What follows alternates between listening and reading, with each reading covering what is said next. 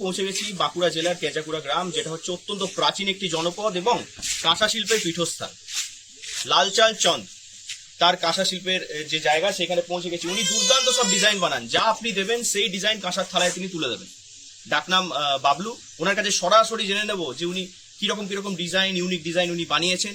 এর আগে উনি নরেন্দ্র মোদী দেশের প্রধানমন্ত্রীকে কাঁসার থালা দিয়েছেন। জানবো সেই গল্প, আসুন। আমি প্রায় 40 বছর ধরে এই নকশা করছি।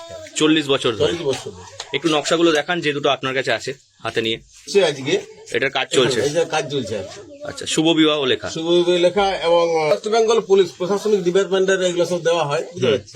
সেই সকল এর আগে এর আগে মমতা আমাদের যে প্রধানমন্ত্রী, আমার হাতে থালা ওনার কাছে পৌঁছেছে, আপনার কাছে পৌঁছে। এবং মমতার ছবি সহ থালা মমতার কাছে পৌঁছেছে। আচ্ছা। এবং সরকারি ডিপার্টমেন্টের সমস্ত কিছু থালা, এই যে আমাদের পশ্চিমবঙ্গের যে লিখিত যে ছবি, সেই সকল মমতাকে তো ইদানে আমরা 7টা দিলাম। বিভিন্ন